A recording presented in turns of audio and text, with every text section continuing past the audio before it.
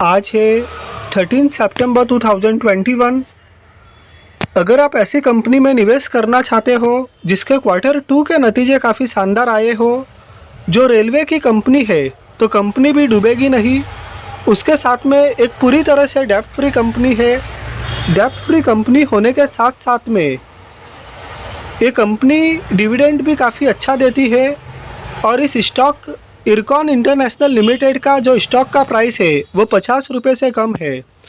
तो ऐसे इन्वेस्टर्स जिनको कम रेट का स्टॉक चाहिए, जो चाहते हैं कि कम अमाउंट में उनको ज़्यादा क्वांटिटी मिले, तो वो इस स्टॉक को कंसीडर कर सकते हैं कि कम अमाउंट में ज़्यादा क्वांटिटी मिल सकती है, प्लस एक अच्छा डिविडेंड देने वाली कंपनी है, रेलवे की कंपनी है, कभी डूबेगी नहीं।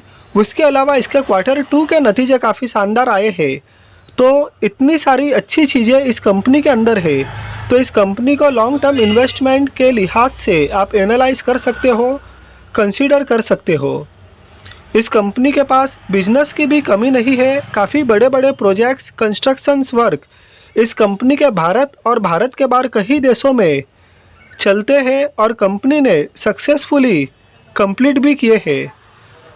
तो सबसे पहले शुरुआत करेंगे, कंपनी ने क्वार्टर 2 के रिजल्ट जो कल के दिन पोस्ट किए थे उससे शुरुआत करेंगे। उसके बाद में बैलेंस शीट देखेंगे और उसके बाद में कंपनी की वेबसाइट पर जाके कंपनी का बिजनेस किस तरह का है वो समझेंगे। तो सबसे पहले कि फाइनेंशियल ईयर 2022 का क्वार्टर 2 का रिजल्ट जो कंपनी ने कल पोस्ट किया था वो कैसा पोस्ट किया था वो देखते हैं। तो रुपीस यहाँ पर करोर्स में दिया गया था। सितंबर 2020 का कंपैरिजन सितंबर 2021 से करेंगे और पिछले क्वार्टर जून 2021 से भी करके देखेंगे हम।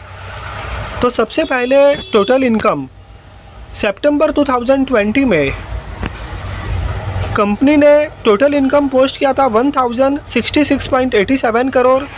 सितंबर 2021 में कंपनी ने टोटल इनकम पोस्ट किया 1582.67 crore. Year on year basis पर कंपनी की टोटल इनकम में बहुत अच्छी जंप है और पिछले क्वार्टर जून 2021 में कंपनी ने टोटल इनकम पोस्ट किया था 1175.54 करोड़। तो आप देख सकते हो कि quarter on quarter basis plus year on year basis दोनों में टोटल इनकम में बहुत अच्छी जंप है। तो रिजल्ट की शुरुआत काफ़ी अच्छी हुई है टोटल इनकम से। टोटल इनकम के बाद में हम यहाँ पर टोटल एक्सपेंसेस देखेंगे। सितंबर 2020 में एक्सपेंसेस थे 965.75 करोड़। सितंबर 2021 में एक्सपेंसेस थे 1423.37 करोड़। तो expenses year on year basis पर इंक्रीज हुए हैं और पिछले क्वार्टर जून 2021 में कंपनी के एक्सपेंसेस थे 1065.42 करोड़। तो expenses year on year basis plus quarter on quarter basis दोनों इंक्रीज हुए हैं। फिर इसके बाद में हम आप देख सकते हो कि यहाँ पर एक्सेप्शनल आइटम कोई भी नहीं है। उसके बाद में हम नेट प्रॉफिट और लॉस फॉर द पीरियड देखेंगे, जो कि आप न्यूज़ चैनल के ऊपर कई बार फ्लैश होते हुए भी देखते होंगे। सितंबर 2020 में कंपनी ने नेट प्रॉफिट पोस्ट किया था 84.07 करोड़। सितंबर 2021 में कंपनी ने नेट प्रॉफिट पोस्ट किया 125.94 करोड़। तो आप देख सकते हो कि ईयर ऑन ईयर बेसिस पर नेट प्रॉफिट में बहुत बड़ी जंप है और पिछले क्वार्टर जून 2021 में कंपनी ने नेट प्रॉफिट पोस्ट किया था 88.99 करोड़।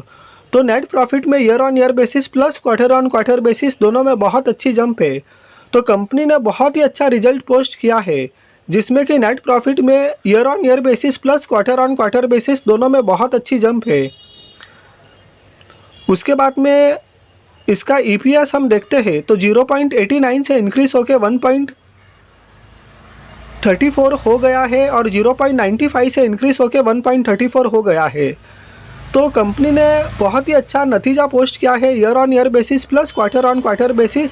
और आप इस रिजल्ट को बेस बनाकर भी इस स्टॉक के अंदर जितना मर्जी उतना खरीदी कर सकते हैं लॉन्ग टर्म इन्वेस्टमेंट के लिहाज से। और क्योंकि ये रेलवे का स्टॉक है तो ये स्टॉक डूबेगा भी नहीं, इसको बिजनेस की भी कोई कमी नहीं होगी। Total reserves and surplus 4,312.43 crore, पहले 3,855 करोड़ था। उसके बाद में 4,067.08 करोड़ और अब 4,312.43 crore. Total reserves and surplus में भी काफ़ी अच्छी जंप है। उसके बाद में लॉन्ग टर्म बोरोइंग्स यहाँ पर जीरो है। पहले 2,560 करोड़ था, उसके बाद में 1,845 करोड़ और अब लॉन्ग टर्म बोरोइंग्स जीरो है। तो आप देख सकते हो कि कंपनी के ऊपर जो लंबी दूरी का कर्ज है वो पूरी तरह से ख़त्म हो गया है, जो कि एक पॉजिटिव बात है। उसके अलावा शॉर्ट टर्म बोरोइंग्स भी कुछ भी नहीं है, तो ये भी बहुत बड़ी पॉजिटिव बात है। कंपनी एक पूरी तरह से डेब्ट फ्री कंपनी है, क्योंकि कंपनी के ऊपर long term borrowings plus short term borrowings दोनों में से कुछ भी नहीं है।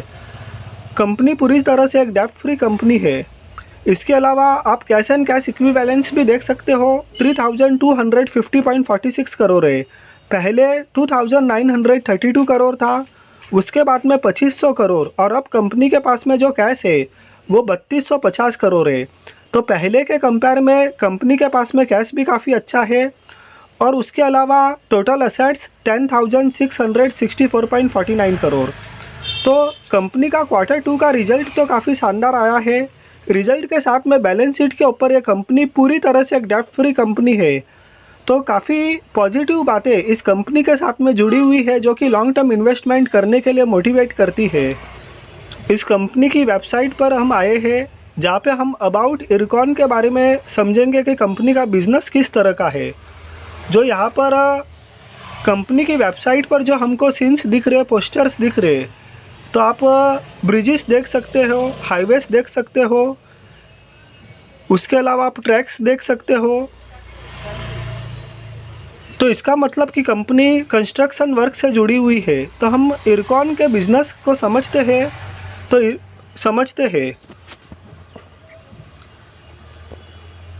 आप देख सकते हो कि इरकॉन इंटरनेशनल लिमिटेड एक गवर्नमेंट कंपनी है।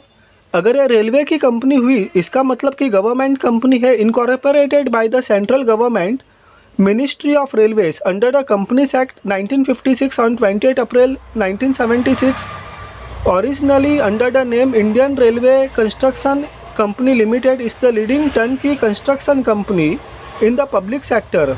तो ये पब्लिक सेक्टर के अंदर एक लीडिंग टर्नकी कंस्ट्रक्शन कंपनी है, जो कि अपनी क्वालिटी, कमिटमेंट और कंसिस्टेंसी के लिए जानी जाती है।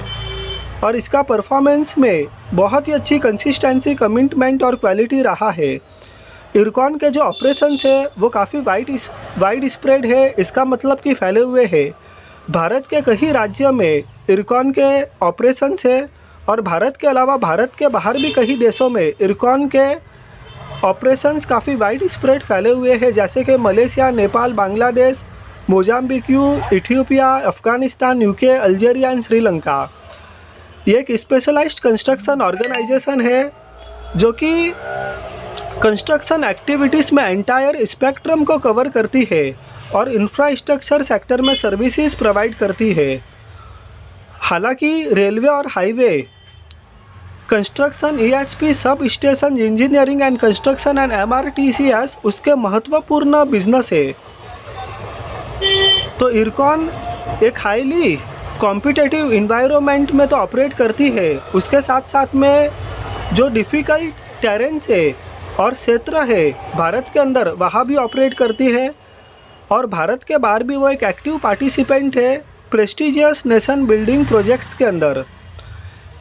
इरकॉन ने अब तक 300 इंफ्रास्ट्रक्चर प्रोजेक्ट्स भारत के अंदर और कंप्लीट किए हैं और 100 से भी ज़्यादा प्रोजेक्ट्स इसने भारत के बाहर 21 से ज़्यादा देशों में कंप्लीट किए हैं।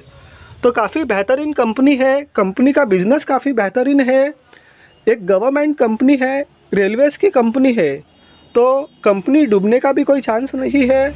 Q2 के नतीजे शानदार आए हैं और इसके अलावा पूरी तरह से एक डेब्ट फ्री कंपनी है और एक ऐसी कंपनी है जिसके स्टॉक की प्राइस 50 रुपये से भी कम है। तो मेरा ये मानना है कि कंपनी के साथ में इतनी अच्छी बातें जुड़ी हुई है कि आप इसको लॉन्ग टर्म इन्वेस्टमेंट करने के लिए आप सोच सकते हो। तो वीडियो आपको पसंद आया तो लाइक कीजिए, चैनल को सब्सक्राइब कीजिए। Thank you.